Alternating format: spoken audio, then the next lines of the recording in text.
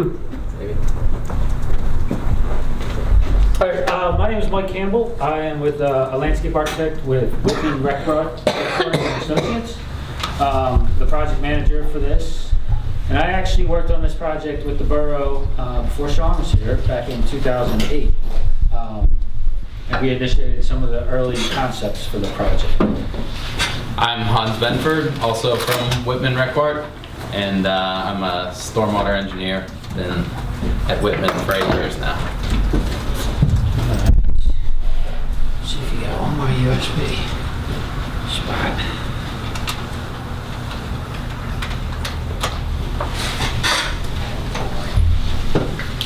There we go.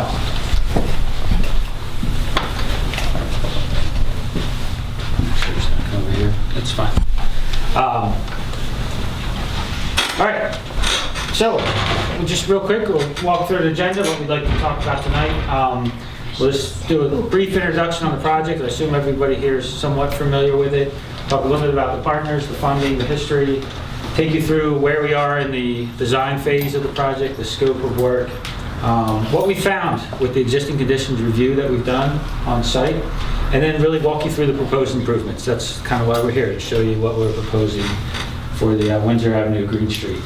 And you're targeting about 20 minutes? Yes. Okay, good. Yeah, 6:45 now, so good. Real quick introduction. Project partners, we've been working with the Villanova Stormwater Partnership. Hans is a Villanova grad, and we've been working with them, and they're going to be doing some of the infiltration tests that we're proposing for the project. Project funding. The main grant is through the National Fish and Wildlife Foundation, and that's funded by William Penn Foundation, and then the Lower Merion Conservancy and the Borough of Narberth are providing matching grants. Correct me if I'm not right on that, Sean. It's a little bit, it goes around and around with the funding there. And the project history, as I mentioned, in 2008, we had worked with the borough. We worked on 3 projects. One was Walk Narberth, one was Windsor Avenue Green Street, and the other was Bike Narberth. And I'm glad to see that this one has come to fruition, and we're in the final design for the Windsor Avenue Green Street. So our scope and objective is to implement a green stormwater infrastructure along Windsor Avenue. This will serve as a pilot project for the borough.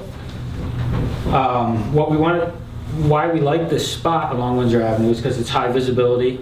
A lot of people will see that in the borough. It's an opportunity to have an educational use, so schools can come visit this garden, interpretive signage, so that they can teach the youth why the borough is doing this, why it's important to handle our stormwater. It should be functional, beautiful, and low maintenance. I'm going to also add, this was part of our open space plan, and the reason it's open space is because getting access and maintaining the field at the park. So that was kind of the earlier origin where those 3 items came from. Sure. So. Thank you.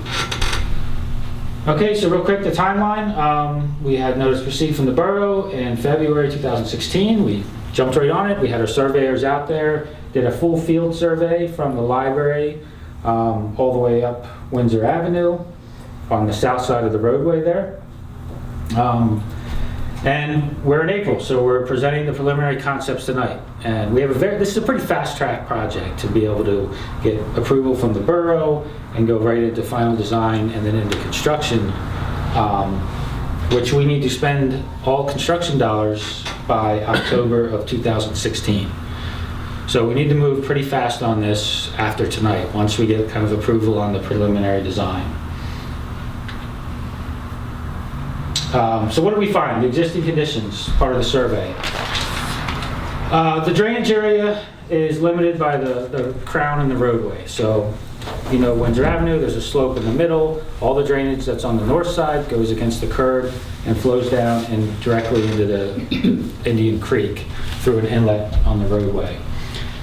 There's a low curb reveal, which causes challenges with our design.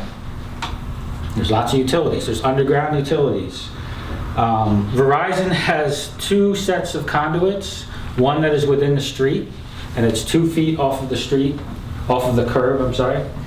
And That conduit system is a creosoted wood conduit system, probably from 1915, and it's still active. So that pretty much told us right away we wanted to avoid doing anything in the street because excavation around that would cause that to collapse, and that's something we want to avoid. They also have a conduit system that's active, that's concrete encased behind the curb, and that's about 4 or 5 feet behind the curb. So that's another utility that has fiber optic in it, and it has active Verizon utilities in it, so we want to avoid that as much as possible. Overhead utilities, there's the electrical wires on the poles, and then we have the ball field. The outfield fence that runs along there is used. Hans and I were out there tonight, and there's all of that space is being used in that field, so we know space is an important commodity. Then there's a 100-year floodplain of Indian Creek. It also goes through the park as well. And there's mature trees along there as well. We know that shade trees are very important to the borough. We did an evaluation of the existing trees that are there. They're mostly red maples. They've grown a lot since 2008 when we were here last and proposed this project. However, they're not the best trees for that location. Their roots are very shallow, and you can see a lot of those are, the root mats are exposed. And then the pin oaks, some of those are decaying from the center of the trunk. So Hans will walk you real quick through the watershed management. Yeah, so why are we doing these stormwater management approaches? Where does it all come from? Back in 1978, the DEP passed Act 167 that requires the counties to implement watershed management plans on a tributary basis. We are in the Darby-Cobbs Creek watershed, more specifically the Cobbs Creek portion, but it all feeds into Darby Creek eventually. So in that, we are tasked to install these green best management practices to try to reduce the volume of water from certain storm events. In this case, Narberth is in Management District A within the watershed, which requires the reduction of the runoff from the 2-year storm to be reduced down to the 1-year storm. Now in this case, it is an example project. We're not actually developing, we're not paving the field out there and are required to reduce this volume of runoff, but like we said, it'll be a good example for the community to see what these kind of projects are supposed to look like. So basically, you can see the drainage area there with the hatched area on one side of the roadway. And what benefit are we providing here? That runoff that was on the curb line, that south curb line, used to dump directly into Indian Creek. Granted, it's the culvert underneath the road, but there was no disconnection between the roadway and the natural stream. And by putting these curb cuts in, we are removing that by one level. So we are getting the runoff off of the roadway, which is a physical benefit, but also environmentally, we're able to get the runoff underneath the sidewalk, into the bioretention facility, into pre-treatment areas that are easily cleaned from sediment and just debris that travels in, runoff, trash, whatnot. Do you have a pre and post expectation? Like what? I don't know. Is there any measurement of what's going on now versus what you anticipate or targeting? Yeah, we'll get that. Okay, No problem. And then once it goes through the pre-treatment, then into the bioretention facility. As Mike said, hopefully we'll get infiltration tests back that will indicate that the groundwater is low enough and the soil is permeable enough to permit infiltration. I think what that map was showing us, and I just want to verify, is that there really isn't any contributing area to this facility that is coming off of North Windwood Avenue, correct? Right. That all the rainwater coming off of North Windwood is being captured by an inlet. There's an somewhere inlet up here. Or Is this the first idea? correct, yeah. This is Windwood Ave here. And then if you were to take a left onto Windsor towards the library. Yeah, it's a plan view. So, existing sidewalk that we're talking about with the trees here, and then our facility with the ball field down here. I think an important thing to take away from this graphic right here is that this isn't going to solve all of Narberth's flooding problems. This is meant to treat, it's going to capture and treat this watershed here, which is beneficial because it's taking it away from the overall drainage that's entering Indian Creek.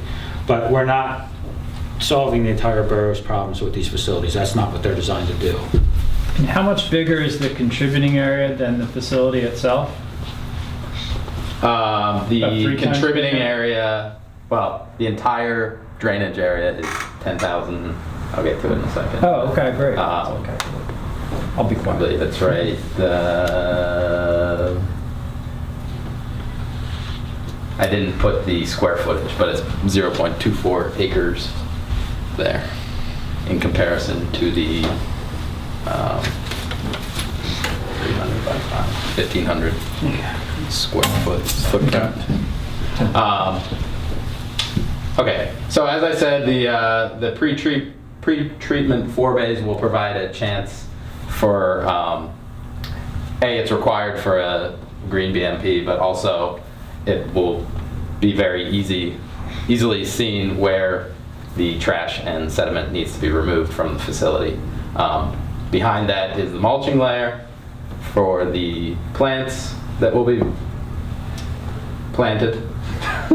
And below that we have a 2-foot layer of biosoil media, and below that a stone storage layer with underdrain. Hopefully the underdrain doesn't need to be used, but it would be wise to install it in case infiltration is not possible and water can't pass through the bottom of the facility. So the sidewalk remains where it is, but in some spots there's a sidewalk grate Right. for the water to flow It would down be into the... 3-foot wide grate or so. 2 that- foot wide, probably. Okay. Great. And it'd be, how many other locations are those? 4. 4. So yeah, well, I'll show you in a second. The water runs under the sidewalk into that pre-treatment area right at the end of the arrow, and then would flow into the main planting zone, and then down through the soil, through the biosol media. You reduce pollutants by filtering through the soil, and then infiltrate into the groundwater, hopefully. And the length of the facility is 200 feet, storage capacity of 1,700 cubic feet. That's including 6 inches of ponding within the facility. And we would be capturing the first 1.94 inches of rain from our contributing drainage area. And that's about it. And how many, I'm asking you a loaded question, but how many rainfall events do you get less on a percentage basis, less than 1.94 inches in a year? I mean, the 1-year event happens, there's a 1% chance on any given day that happens. What was the... So, basically the ball field fence here, the existing fence is about 10 feet off of Yes. the existing roadway curb. In order to do this, to provide a 5-foot facility, a slight buffer, and then, a 5-foot sidewalk, a buffer, and then the bioretention facility, we need to move the ball field fence 8 feet in towards the... Towards home It's home easier to plate. hit a home run now. Yes. So the records will drop, and we'll have to put asterisks. Have we told the Athletic Association? Okay, I'm all They good with it. suggested higher netting to mitigate the Closer. foul balls that will be entering Windsor Avenue, or home runs that will be entering Windsor Avenue. Yeah, it's really just left field that is the issue. Because it's a pretty long shot at center field. We were looking at that tonight. I'm gonna tell you it's 267 down the line. That's still pretty decent. Yeah. And what's Fenway? 310? That's a guess. But it is critical, and the reason we have to do that is because of the utilities.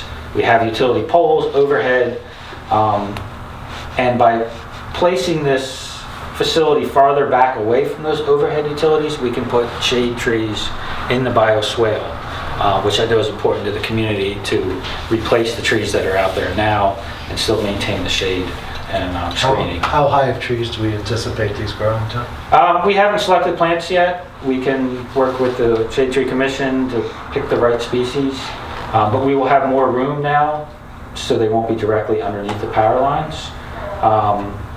We talked about a river birch, which, you know, they can get large over time, but usually staying around the 25 to 30 foot range.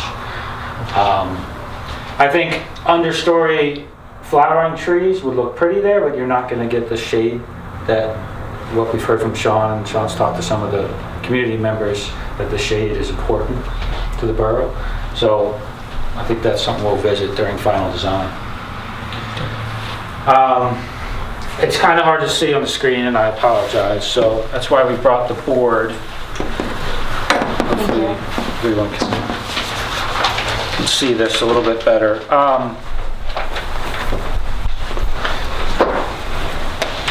So these cross sections here, we showed a section that goes through one of the inlets. We picked the middle inlet right here, and that would be section B, which is shown over here.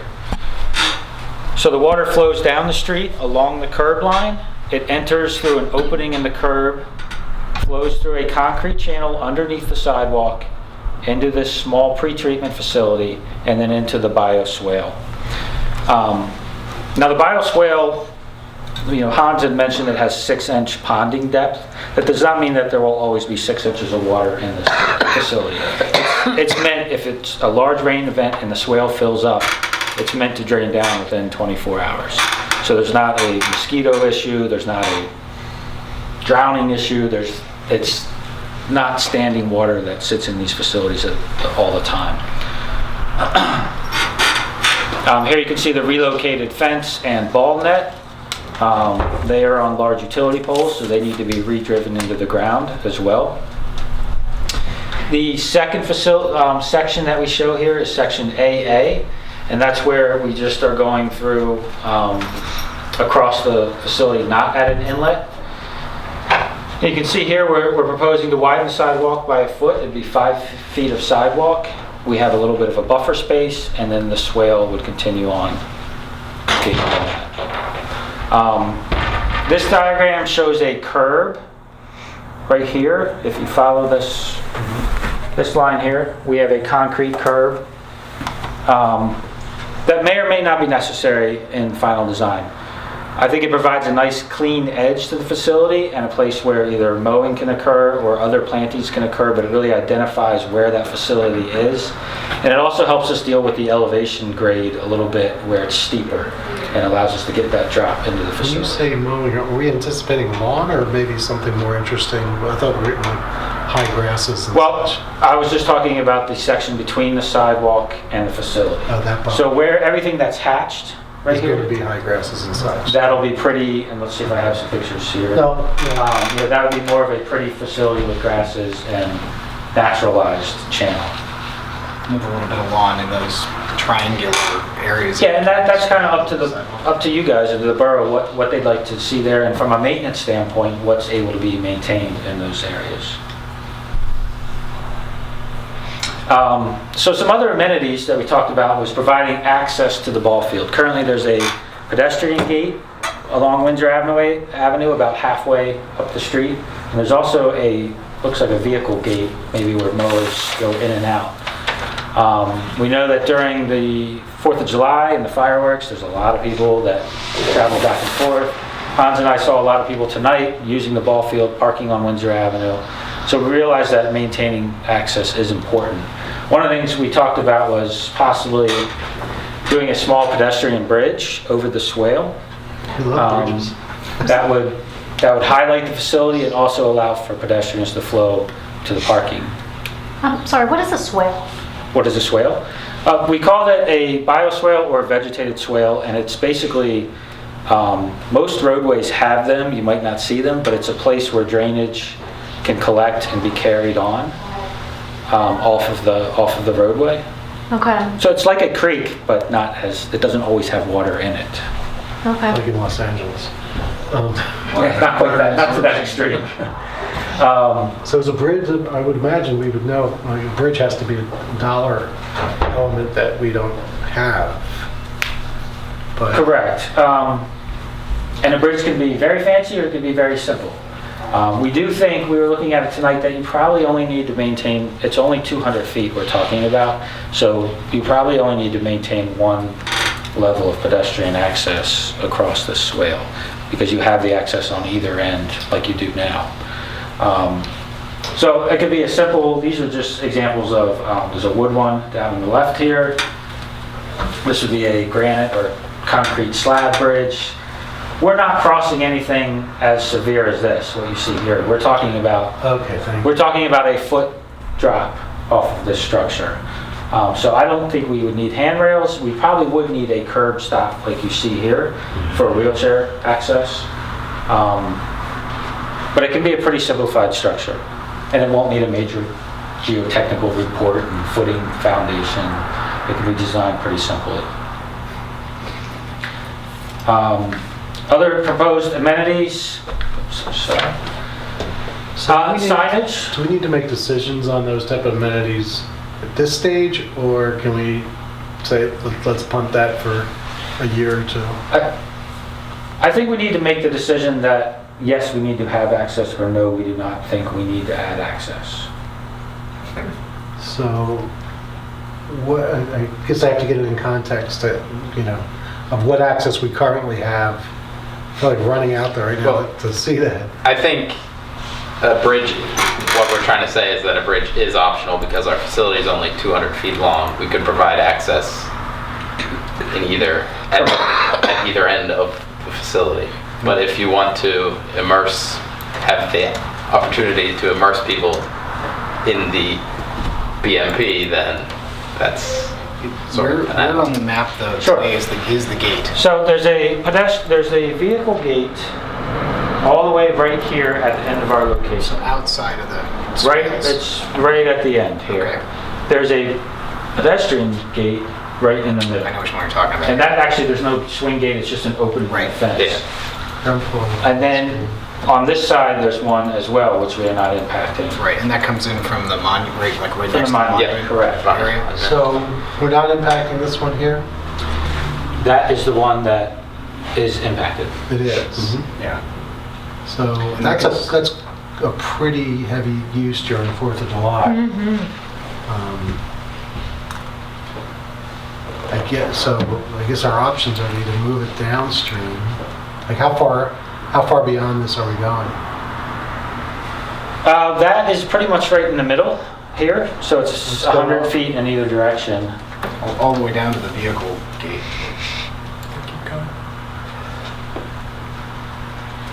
See that maple there? That's, This maple right we're here, gonna which is need, about the end. Yeah. we're gonna need a lot of access. Like a wide plank, not a 5-foot, but a 12-foot plank or something. I mean, it's primarily that one day. And other events it gets busy, but that one day is, just packed. So, I don't know how. The only concern I would have about putting a 12-foot wide plank would be it then may be used by a maintenance vehicle or a mower. Which is bad or good. Well, we might have to You'd have to design design for for it. If you could put a vehicle on it, that it would get. You Then you have to design it then you because need the a weight possibility of tolerance, a yeah. vehicle being on it is. Because we do bring in, and I guess they may come in from the other side of the field, but there are food trucks and such. They come in on that vehicle. I don't remember too much coming through here, but during 4th of July, I'm pretty sure they do. Oh, that may Yeah, be do the they- primary use of that gate. Because the vehicle gate does not have hinges on it. It's kind of a permanent fix, but it looks like it is every once in a while removed. And maybe that's where they go in. Yeah, we're gonna, Can I ask a question? Yes. Does anybody else see that this is a potential safety issue? Just that there's a 1.5-foot drop in the amount of children and sports and things, Yeah, especially on the 4th of July? Well, 4th of July, I'm worried about the other areas. It's not a big drop. It's not, but 4th of July, when you get a crowded scene, that's what I'm concerned about. The borough is committed to the 4th of July program. So that's why, if we do, we might need a handrail, even though you're saying a curb rail is fine. For that purpose, I think we may need a, hip level rail. So Or perhaps do the vegetation in a way that there's like a physical barrier around it so that people can't go playing in it. it's hard to get. It's a good idea, but it's a bit easier said than done. Right. When, operating under the assumption that we would need to add pedestrian access to that location, Okay. when would you be able to suggest options and cost ranges and so forth so that we could, and I know you're coming back to us for approval of the project July. How soon could we have sort of your view of? Well, I think to make this process probably needs to happen before July. Yeah. I think we need to have some intermediate discussions and some middles, just so we don't miss the July window. That already feels really But tight. I think as long as tonight we're kind of in agreement of the general concepts and that you do want access, then we can go back and look at it a little bit closer and then put a number to that and see how it fits in the overall budget. Yeah, Because I think from a funding standpoint, we did discuss that the budget is not completely limited to just the facility materials itself. If the entire facility requires an access point for pedestrians, then the grant funds can cover that, is my understanding. If there's enough money in that, Yes. if there's enough money in the grant.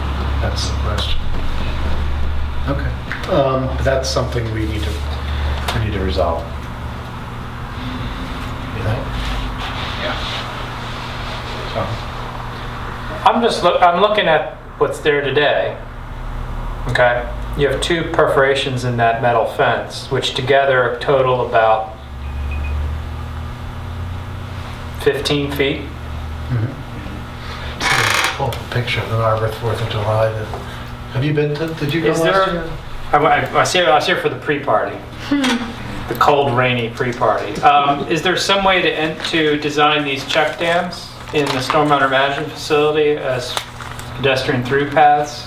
Double purpose them as bridges and check dams, make them 2.5 feet, 3 feet wide. You've got 4 of them. You're back up to your 12 feet of access. You have just as much perforation in the barrier with the BMP in place as you do today with the fence. And then you have 4 access points instead of 1. Yeah, I mean,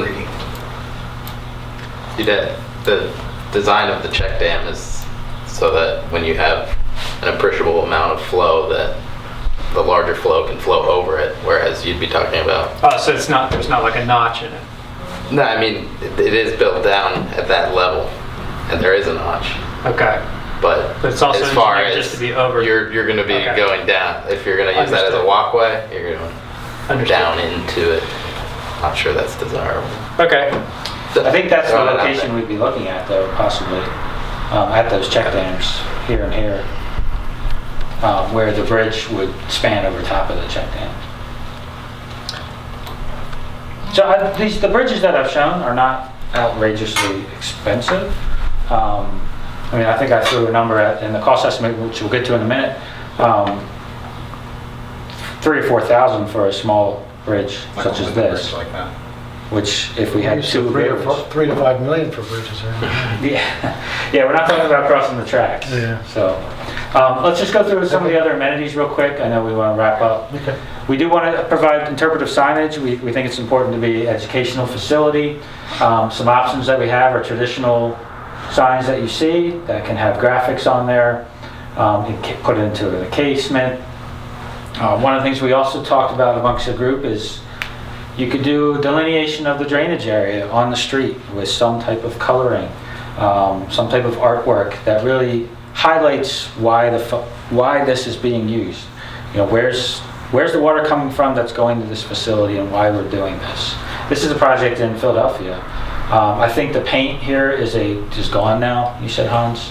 In the roadway surface, at least. In the roadway surface. So Is that because Might still be on the because it's a sidewalk. non-oil-based paint? and- yeah, Yeah, it was semi-permanent, but just the wheel traffic Yeah, took it off in the I think roadway. we would but- love to see something like that, especially, maybe with the mindsets the first year we can, because obviously Something that you're could concerned wear about the away over runoff is time, going to but- be, Yeah, sure. We just did a roadway mural in West Philadelphia, and we used chalk paint, which will last for a few, well, maybe 4 or 5 months.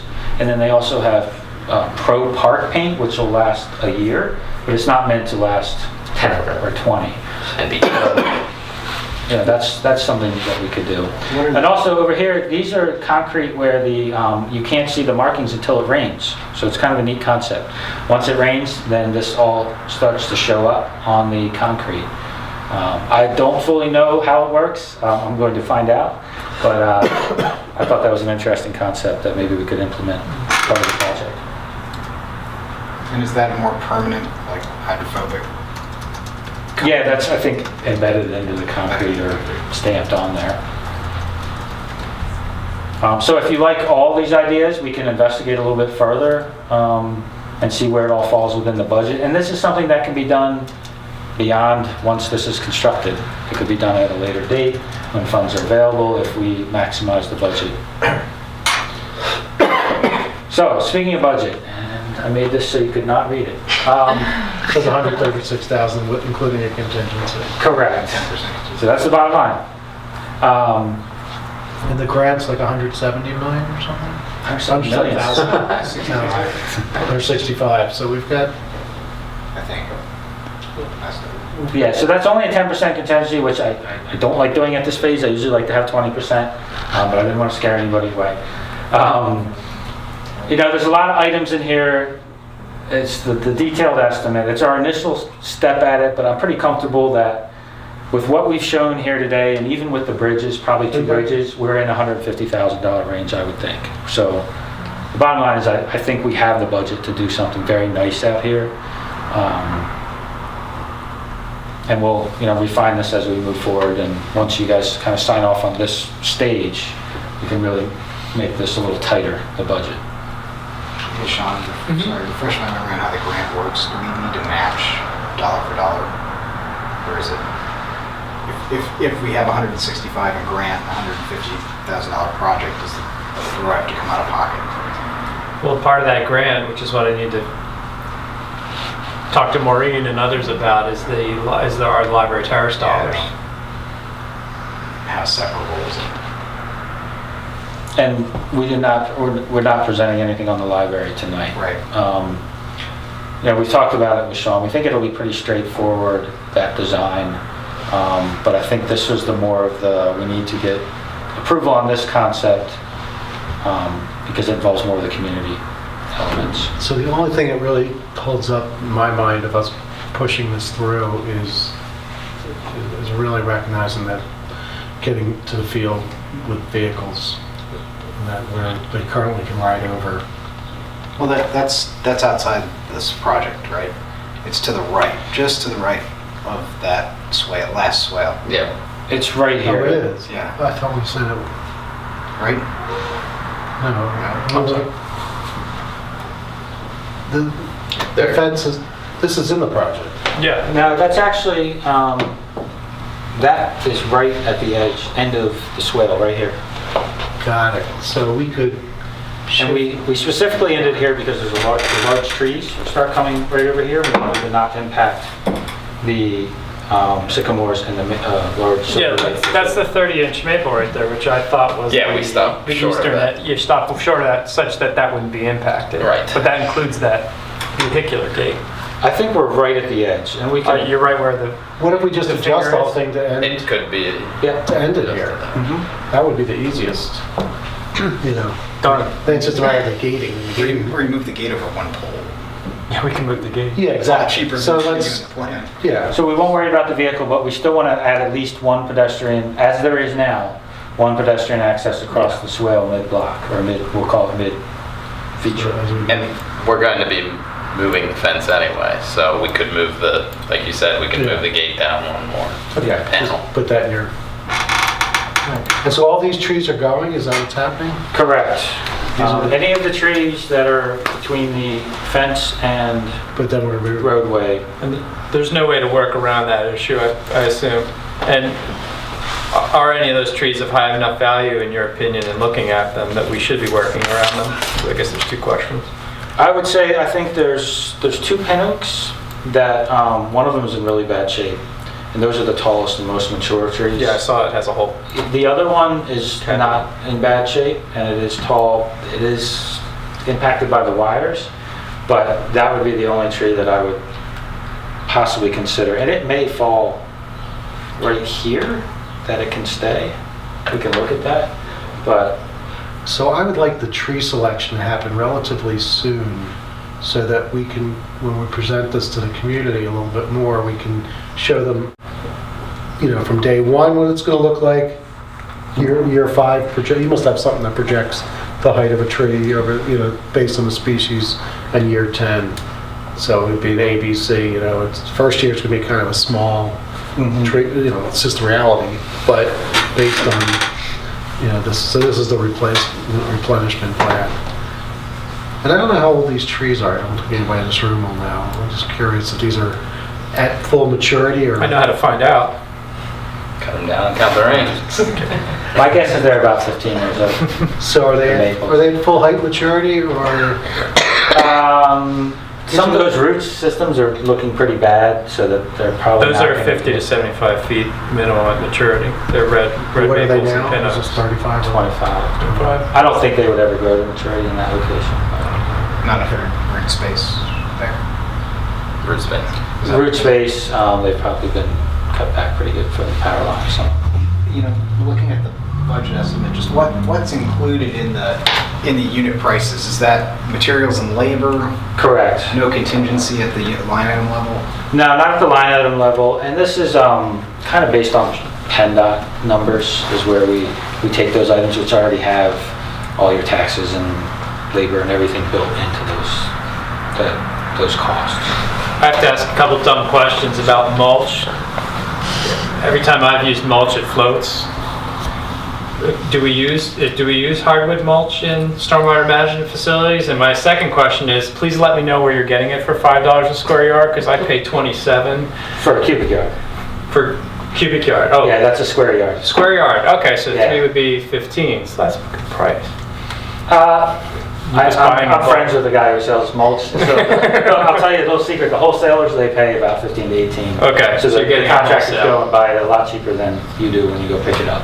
But you've worked with that material in a stormwater Yeah, facility, and it's okay? There's two planting approaches with vegetated swale. One is you go in and you make it as naturalized as possible, and you maybe put that mulch in the first time around, and that just keeps the weeds down and keeps the moisture in for the plants. But once everything starts to grow back, mature and grow in, then you don't have to come back and keep re-mulching it. Okay. But the original bioretention, the mulch is a very important part of the whole process of treating the stormwater. That was the way rain gardens were originally designed. That 3-inch mulch layer captures a lot of the pollutants that come in as well. So, And it was easily removed, whatever. yeah. Now listening to the helicopter, we are no longer an emergency site for helicopters. I'm just wondering with the higher netting, just a small detail to keep in mind. Shouldn't be an issue. I don't think we go any higher than the utility poles, the overhead electric utility poles that are there. You can see here, I think I took a guesstimate of the 2 different heights. So if we do this any higher, I don't think we're going to go higher than these poles. Okay. And the construction doesn't impact Windsor Avenue when curb into the street at all? Now, we are recommending to replace the entire curb. That's another thing with the budget we should talk about. But what you see here is the sidewalk reconstruction and curb would start right after you come around the corner here and continue all the way down 200 feet and then a little bit beyond the facility. And the reason we need to reconstruct that curb is so we can get a full height curb there that allows the drainage to come through, and then to put the inlets through there we need that full height so the water could flow underneath the sidewalk. So the only impact within the street would be a 2-foot wide pavement patch. So when they take out the existing curb, they can excavate it out, put the new curb in, and then you do a pavement patch along there. So are you going to be the one selecting the contractor, like the the curb and the sidewalk contractor, or are we selecting that? Who does it? No, we're not handling the advertisement or the selection. So that's another, do we have a construction manager? That we can, but can we, I think we're scoped to assist, which we normally do as questions come in. but I would like to include a construction manager on this job because I don't want to burden the office with building a sidewalk and a curb. It's a pretty good sized project. And, somebody, putting it out to bid, getting the right person, making sure that it goes in and is timed. That's always a nasty process. And this is it's a heavily used park in the summer. So, I mean, what type of time span are we guesstimating for?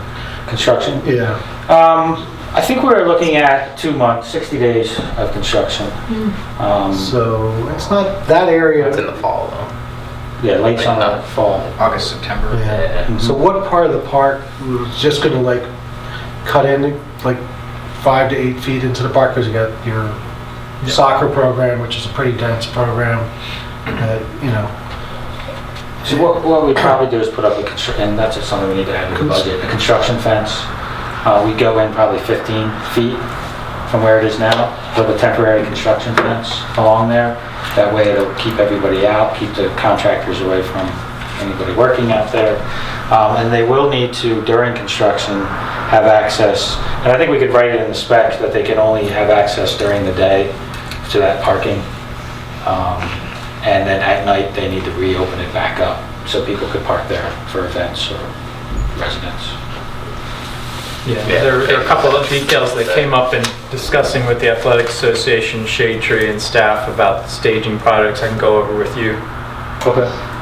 Not having equipment stored in that location. There's other places in the park it can be stored overnight during construction phase. Okay. Yeah, that's So good. those kinds of details we've worked on. So we're walking it back from if you're trying to start, how much more do you have? I don't want to get this time. Okay, so, Next steps. yeah, there you go. So let's talk timeline on this, because if you're talking about starting construction in August and we have to do a procurement before that, how does this... September we started. September and October. September, Doesn't leave you any wiggle room. No, there's no wiggle room on this project. Yeah, at all. We do, I think the grant has been extended, but we don't want to extend it again, and it's not an option now, but Yeah. I think if we're 95% done or 90% done, and there's minor stuff we need to finish up in November, it sounds like it may be okay. Well, so let's walk it back from then to when you need to advertise. Sure. When you need approval from us to be able to... I think the idea of that July meeting was that's when you guys are signing and saying, Sean advertised this tomorrow, and then bids would come in. So that's why we gotta have these preliminary approvals before July. And what needs to get done between what you've got today and that meeting in July from your perspective? I think we would just put together a construction document package. So, this is a pretty high level design we have here. This is based on CAD survey. So we take this and we put together a construction document with more typical sections, details for each element, items list, specifications. But I think before we do that, we just want to wrap up some of the conceptual stuff that we still need decisions from everybody here on. Is the budget okay that we have? Is the 150 sound like a reasonable number we can work within? And also, does the pedestrian bridge a good idea? Those types of things. Well, my concerns are, is the construction manager concept. I really don't. I'd love to have a construction manager. Same question that came up with the library terrace extension, where it wasn't. We were like, well, here it is in bid, and then when you right now, it's very difficult to find construction work. I mean, everybody's, there's a lot of construction going on in the region. So I don't want to approve everything, and then we go out to bid and we find out that there's not enough cement around, there's not enough companies that, can pour it at this price. They all raise their prices because the lack of labor force in that space right now. And I'd really like to, sooner than later, and I'm not sure who that would be, find somebody to oversee this on behalf of the borough outside of the office, because there's a lot of things going on here. And, we have a gap in the space where you're kind of advising, but you're not responsible for some of it, which is fine, but let's fill that gap somehow. And have somebody that's responsible for that. It's $150,000 project. You're probably looking at a 20% fee for a construction manager, which is only $30,000, which is not a big fee for a construction manager. So that's good and bad. It's a lot of money, but I don't know how many people will do it, how many good quality people will take on a small project like that. That's what that's what's got me a little bit. I think we should let the office kind of ruminate on the timing and the difficulty of managing that project, because we've got folks with project management experience, but just want to know if their comfort level is. It's a half an FTE, right, to manage what should be a 60-day project, but maybe that's necessary, just given it's a lot of work in a very short span of time. Well, I'll be blunt. I mean, I don't know what experience you have in building, having sidewalks built and these type of, I don't know. I'd be confident we could have our building inspector look at sidewalk specifications, but as far as being out there to oversee the construction team building the swale and putting a check dam in, no, I would not feel qualified to do that. I don't think we have anybody on staff who can do that either confidently. Yeah, so that's why. And I'd like to someday. Yeah, that's like a great it's a fun, public works kind of skill. But Absolutely. That's the gap that we're missing. So that's where Gotcha. I'd like to see us find somebody sooner than later, and I'm not sure who the right group is for that. I don't know if you have experience where on other projects a construction manager was brought in by that you might want to guide us to. Sure. But, It's usually on a lot larger projects. Yeah, exactly. So we have a construction manager. And the 20% sounds a little high, but again, you're right, it's a smaller dollar amount, so nobody's going to want to do it too cheap. But usually 15% would be on the high end. Yeah, no, but that's on $1 million plus. I can query some of our contacts in Philadelphia Water Department, Office of Watersheds. They have a pretty good portfolio in this kind of work, and I'm sure there's some contacts there. But that's where I'd like to. You guys to tap. Yeah. And is that your mobilization line? Does that include? I mean, isn't that what that is? No, that's the contractor's mobilization. Oh, that's the actual construction contractor's mobilization. Correct. Okay. Yeah. There are design firms like WRA that work with Lower Merion and the Philadelphia Water Department, these kinds of projects they could have contacts to for construction management. Sure. And we do construction management. You do construction management too? Mostly out of our Baltimore office, but if it's something like the fine items where we're just talking about the check dams, and we're talking about making sure the bioswale is correct and inspecting the bioswale, making sure all that, we can do that. Our budget doesn't cover it, but we could add to our budget to handle those things. But if somebody that's out here day to day counting trucks to make sure 15 yards of soil was used, that's a little different than just providing. Yeah, I just don't want to see us come in and then winter comes and we see a puddling sidewalk and or all these things that come up with these projects. Have you folks used? Someone at the water department or no, for I don't know what kind of projects you've ever seen in the. We have not, but we might have some resources that could guide us to someone.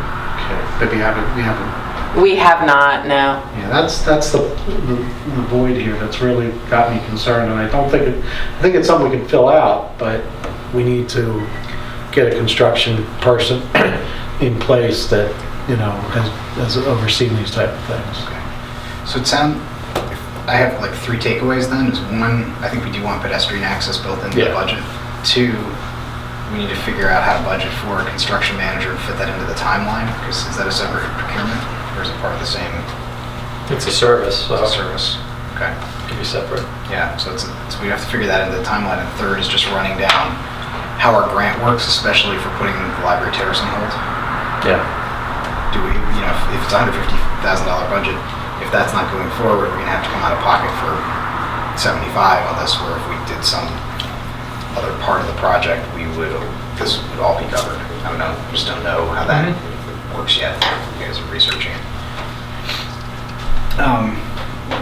But let's assume we can figure the construction manager and the grant mechanics on our side.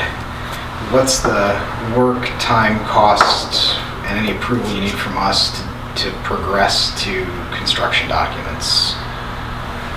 Right now this is end of April, so if you're targeting our July council meeting, caucus meeting, that's roughly 2 months and 2 weeks from now. How much time would it really take to do it? If you basically had resource, I don't know if you do, to take the project from where it is now to that phase? I would say, one, I think we want to come back to you with an interim submission. But to really wrap up the entire construction document package, it's going to take us a month and a half. It is. To Okay, do that. so there's no possibility, even if we had an interim meeting, of accelerating the plan review and sign off to go out for bid to the June meeting instead of July. There's just not enough time to get that done between now and then. When in June? Is it mid-June? Third Monday. Third Monday in June? That's possible. Yeah, I would make sure you do that, because more than likely, knowing us, this group, something will come up. And if we don't have the recovery time to come back to that for July, if it happens in July, we're going to be dead in the water on this. Sure. So I would make sure. Now, are the construction documents, is that part of the engineering costs that we've already gotten? Yes. So I think what would hold you up from starting to move on getting those going? Nothing is, if everyone has agreed upon all the elements that we've shown tonight, then we can go into developing the details. Yeah, I think we've approved this project from the borough, from the council side.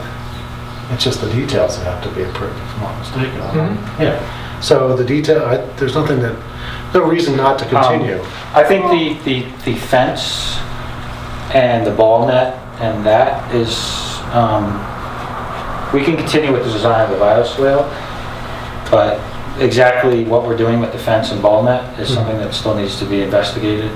As far as, I think Sean's had some discussions with the Parks and Rec on whether it's a manual lift that the net goes back up, or what happens with all of those elements. Can I ask a question? Sorry to belabor this point, but I'm just not clear on it. So if this is the street, and here's the sidewalk, and then here's this thing you're talking about, and then here's a fence. So we're talking about having a pedestrian bridge to a fence. No, there'd be an opening in the fence. So the relocated fence is right here, and you would put a pedestrian right here, and there'd be a gate, an open gate, like there is now in this location. So the pedestrians could walk right through I see. the fence. Just the ground that you're worried about. Okay, and then the other thing is, so how many feet would it be from the sidewalk to this 1.5 foot drop? There'd be 5 foot of sidewalk, and it's actually dimensioned right here. 4.5 feet. At the widest, right? From right here, correct. where your section. 4.5 feet at the widest, but then there's This one. also, And at the narrowest, there's a, Well, that would be adjacent to the sidewalk right there, where this little access or there's- spillway is. it looks like the spillway comes up. This is at sidewalk grade, and then it sticks out a little bit. Correct.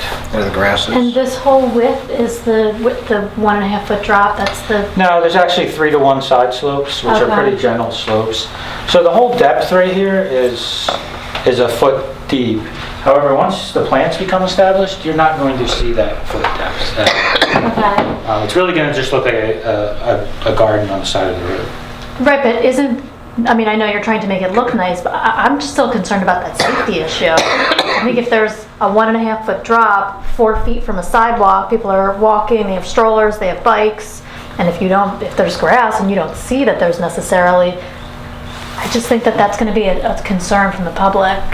I don't know, if you've got other projects, you've had experience. No, all these, what they call GSIs, have had that same issue. In Philadelphia, they're installing these a lot right adjacent to the sidewalk, and that's where they're sometimes putting a little fence or putting a lip on the curb, like a wheelchair stop. But by having that 4.5 foot buffer, that's a pretty generous buffer and meets all of the AASHTO guidelines for obstructions for pedestrians to move through there safely. Okay. Did you have a? Yeah, I wanted to ask, because you haven't really given detail on it, the ball netting, how tall would that be? I don't know the exact height. It's basically the same height that it is now, unless Parks and Rec tells us it needs to be a little bit higher. There's ball netting out there right now? Correct. Okay. Yeah.